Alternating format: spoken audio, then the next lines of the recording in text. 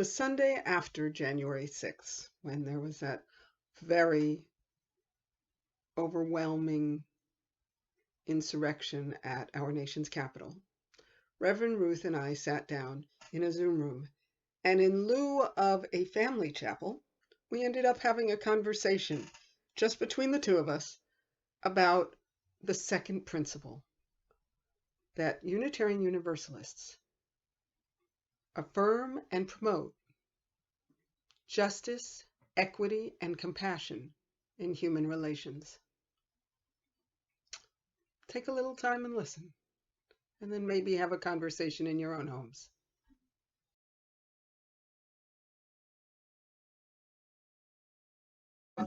We affirm and promote the justice, equity, and compassion in human relations.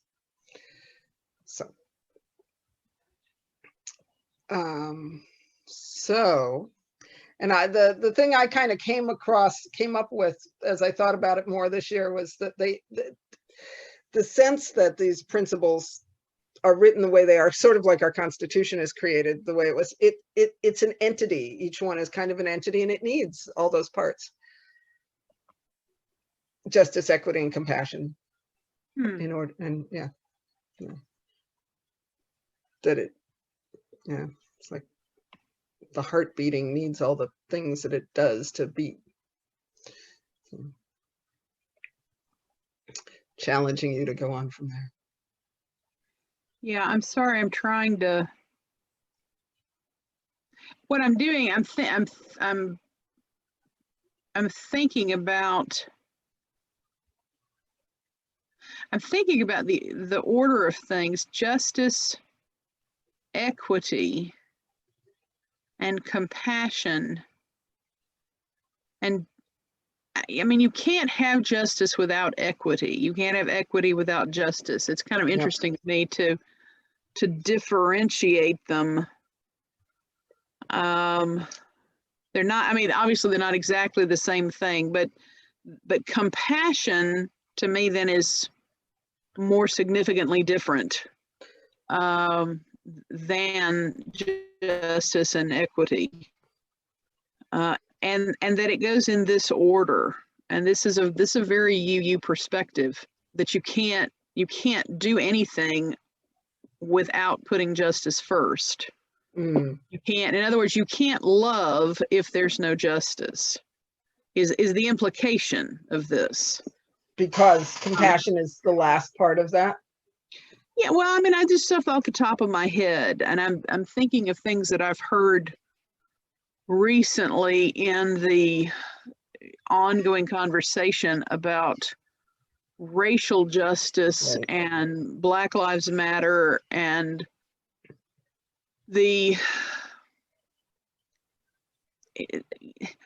some of the places where that gets really sticky are the places where there are personal, intimate relationships between people of different races, dealing with the reality of the lack of equity in the community, but possibly even within the relationship. And that, I mean, that's extremely uncomfortable. You know, people of different races who get married do so with the idea that for them, it's not important. For them, race doesn't matter. For them, the love is more important than everything. And they have overcome their differences racially, et cetera, et cetera. And in all of the conversation, and of course this is from the outside. I mean, my husband is as pale pink as I am. Yep, me too. But it seems to me that that because we don't live in a vacuum, because nobody lives in a vacuum, that all such couples must be affected by the inequity of the community they live in regard to race. All such couples must be affected by white supremacy culture. Absolutely. You would think so. But they may not acknowledge it. They may not perceive it. They may tell me I'm full of BS and I don't know what I'm talking about, and that, maybe I don't. So I'm looking at again, the second principle, justice, equity, and compassion in human relations. Coming from my Methodist background, if I had written this, I would have put compassion first. I would have said that love is the most important thing, that compassion must come before everything else. But I have heard more than one Black person addressing the question of justice and equity say there really can't be love or compassion if there is not justice and equity. Because in order to have a really loving relationship, two people have to be on the same standing. They have to have the same amount of power in the relationship. If they don't, then it can't really be a loving relationship. So anyway, so those are my initial thoughts. I'm going to throw it back to you.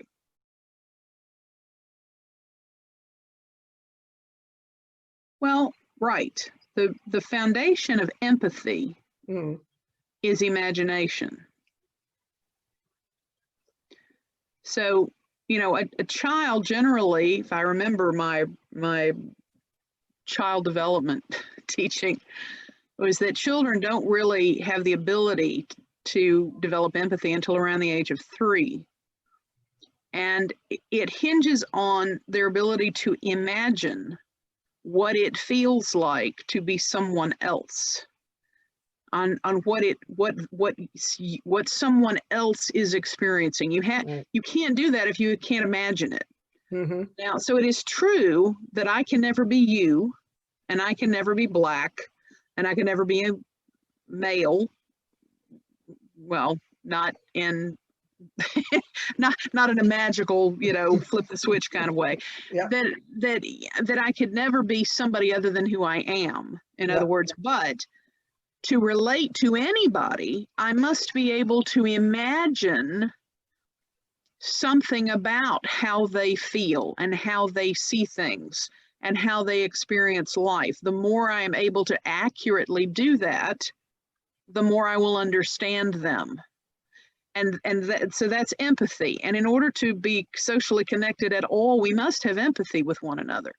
So compassion is certainly entangled in our ability to be empathetic, our ability to imagine someone else's struggle, someone else's ideas, someone else's pain, someone else's joy.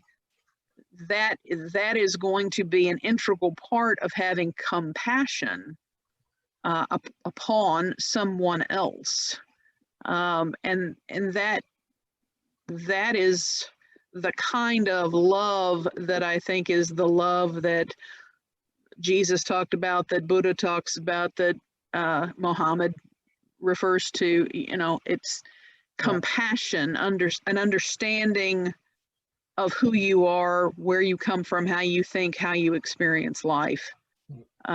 Even though I will never completely be in your shoes. And therefore considering that in living life in a just and equal way. Yeah. Right. My hands, you can't even see my hands there. Okay.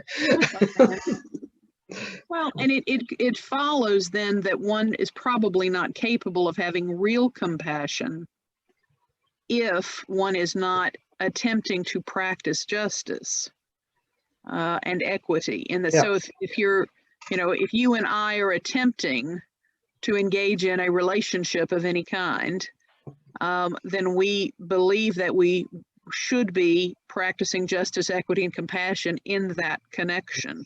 Yep. And that we can't have a healthy connection if all three of those elements are not there.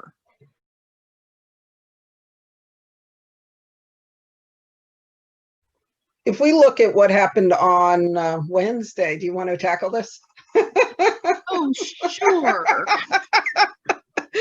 Absolutely. Why not? If we look at what happened Wednesday, how do we, the question to me and my challenge always is, how do we, one of those people who have inherent worth and dignity.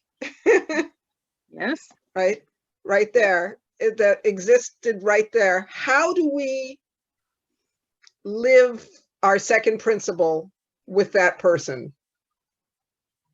Sure. Go Well, answer it. Go ahead. Well, again, with a Christian foundation under me, Mm-hmm. to me, that's another way of asking the question of how do you love your enemies? Well, it's one thing to say to love your enemy, which to me is that first principle, inherent worth and dignity. But I mean, how do we get in the room with them? Okay, so right, loving one's enemy from a distance is probably not so challenging. Right. If you stay far away from me, I'll be able to love you much better. But how do we then engage with them? How do we have a relationship with somebody who behaves as an enemy? Yeah. Who perceives us as an enemy, whom we perceive as an enemy? How do you do that? How do you practice that love, or how do we put that love into praxis? What is the praxis for that? I love to get That's that a word good out. word. I know. So the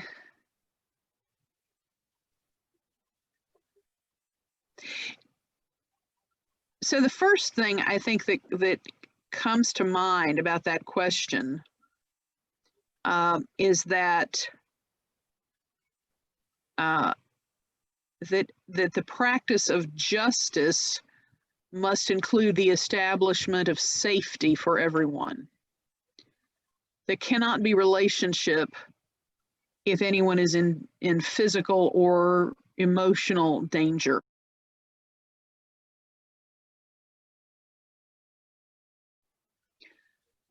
So when you have people who are running amok, Mm-hmm. who are displaying violent intent, what has to happen first is that the element of danger must be removed. The violence must be removed. You cannot engage in a relationship with someone who is threatening you. Right. So that to me, that's the first answer to that question. If we're in a room with that person or those people, everyone has to be safe. And so then you got to figure out how to do that. And that, how that happens obviously varies from situation to situation. I was substituting for a chaplain at an institution for youth and children with mental health issues. And I was meeting with the teen boy group, and we were actually talking about atheism, interestingly. And I did not initiate that. I was still Methodist at the time, or actually I was in transition. But anyway, I don't remember how it started, but one boy got upset by something another boy said, and the offended party was an enormous young man. And he got up and he went to the other fellow who was sort of an average size and just started pounding on him. And we had a staff person in the back of the room who had stepped out thinking that everything was under control. And, I looked at, of course, I knew I physically could not step in and intervene. And so I looked at the next kid over in the eye and I said, get up, go now, go find help. Mm-hmm. And he did. And, they came pouring in and, pulled the big guy off the smaller guy. And that was the end of the meeting. Everybody had to go back to their rooms and, and that was it. But obviously we couldn't continue any sort of, relating to each other in the midst of a violent assault. So the first thing that has to happen is that everyone has to be safe. And after that, then I think the next thing that has to happen is there has to be some kind of structure for interaction. so, you know, whether there's facilitation of conversation, Yeah. whether there's presentation of material for everyone to take in, whether everyone takes turns just having a free mic to express them, you know, I don't know, but there has to be a structure. Yep. And hopefully then if you have safety and calm and a structure, then there's a chance for people to hear each other. And the answer then to the question of how do you love your enemy is to be able to see where your enemy hurts.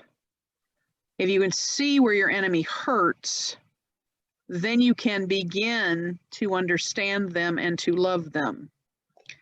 But you can't let them commit violence. You can't let them continue to run amok. You know, but you can still, seeing where someone hurts is the beginning of compassion. That's what I was taught, and I still believe that.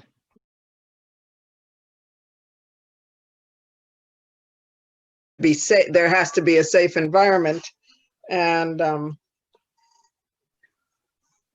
that means both groups have to agree to be in the room. Yeah. Yeah. Oh yeah. Yeah. There can't be relationship if anyone is being coerced. Yeah. Oh yeah. Yeah.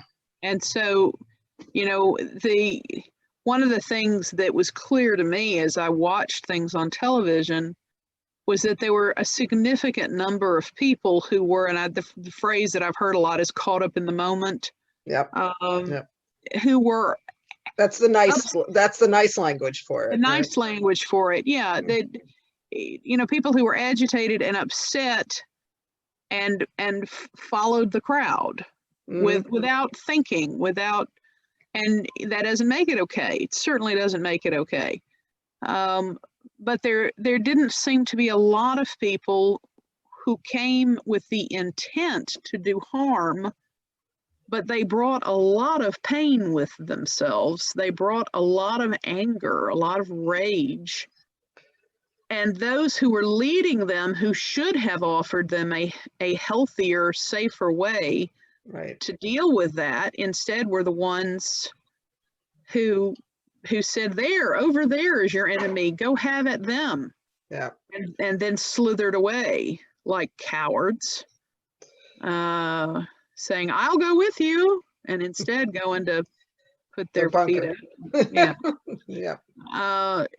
So the instinct to blame is powerful, but it's not useful. What I'm far more interested in is how there certainly are people who are being rounded up and arrested and will pay a high price for their behavior. Sadly, I think a lot of the people who had the worst intent are also the smartest and cleverest and may avoid being caught. I think that, you know, there certainly were faults and failings on the part of a number of people.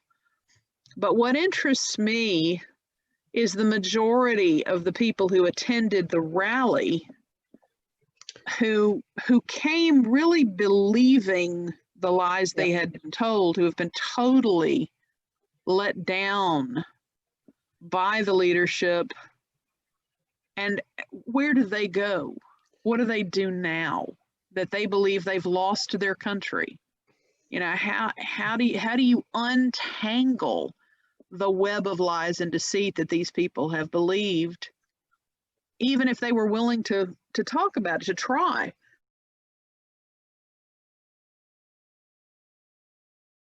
Sorry. Yeah, I'm with you. I'd like to know how to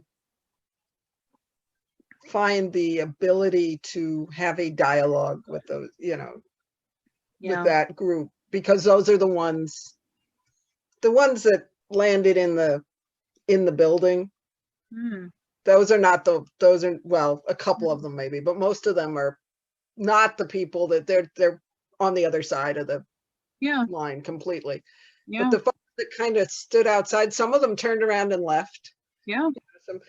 But they still they're stuck. They're stuck on in a system of they can't go to the other side, right? So Right. So how do you find somewhere for them to start fresh? Well, exactly. And of course, race and racism and white supremacy culture is a huge part of this. The white people don't feel safe. And the reality is that they are never going to feel safe again if safety lies in white privilege. Yeah, right. If they are expecting to somehow return to the place of unquestioned white privilege that they grew up with, that they have lived with their whole lives, and finding safety there, they're going to spend the rest of their lives feeling very unsafe, feeling very frightened and very angry and very resentful. And they are not going to be able to engage in any kind of relationship outside of that group of frightened, angry, resentful people. It is going to require transformation. And personal transformation is not easy.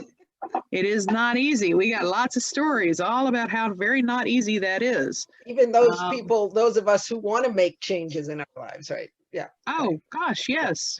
Who are seeking transformation. Yeah. That's right. I don't want to be a racist, but I am racist. Yep. And I am very comfortable in white privilege. Yeah. And I don't enjoy having to kick myself in the behind to let go of those things. And but trying to convince other people, it will take more than my lifetime to achieve that. Sometimes I think about the Old Testament injunctions about sin carrying on, to the seventh generation or whatever. The enslavement of people from Africa is a sin that our generations are still suffering the consequences of, as from the position of the perpetrator. Of course, the enslaved persons are suffering the victimization as well. And, we're just all tied up together, entangled in it, but with very different experiences. And until there's real justice and equity, there will be limits on the compassion. And that's hard. It's hard. Our instinct is to want to, let's just all get along, to quote Mr. King from so long ago, different Mr. King.